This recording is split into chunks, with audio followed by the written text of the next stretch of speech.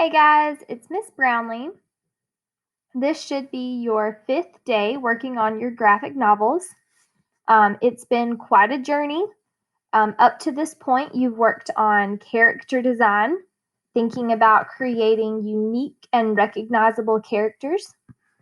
You've worked on developing a plot for your story with some kind of problem or circumstance that your characters will encounter and have to overcome throughout your story.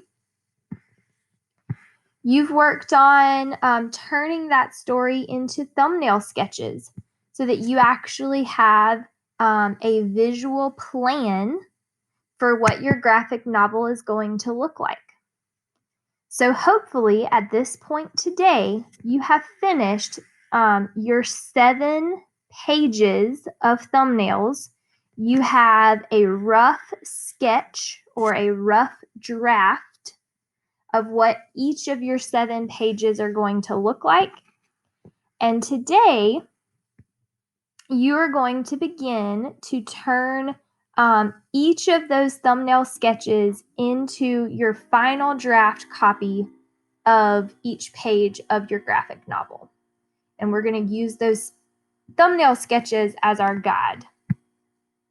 So I'm going to show you mine to help get you started. So this is my thumbnail sketch, my rough draft of page 1. This is only page 1. Okay? So I'm taking everything that I drew on my first page, my whole plan for my story, and I'm putting all of this on my large, full-size page final draft of page 1 of my novel.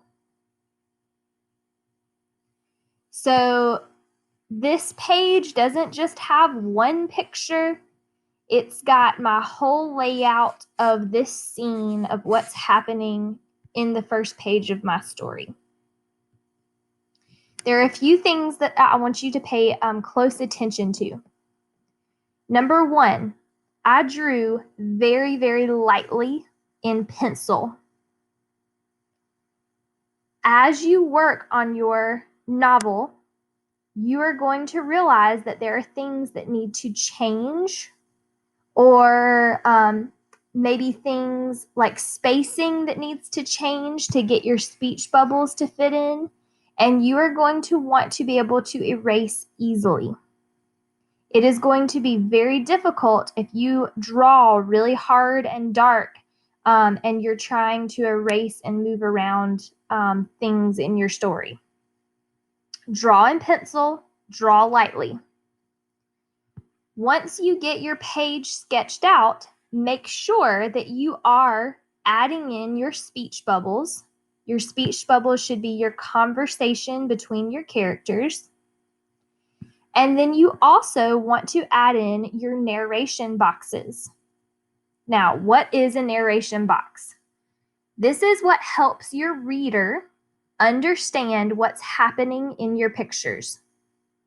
So if I come to you and I'm looking at your story and you have to tell me out loud what's happening in your pictures so that I understand your story, those words, what you say out loud, I want you to actually write that down in a sentence and put that in a narration box.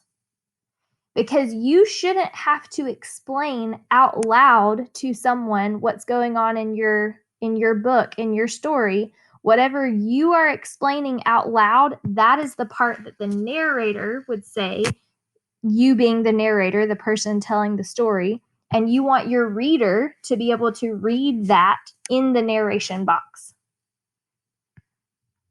If that does not make sense, please ask questions. We are working on this final draft for multiple days. You are going to do 1 page at a time, repeating this process over and over again. So this is page 1. You'll continue with page 2, page 3, and so on.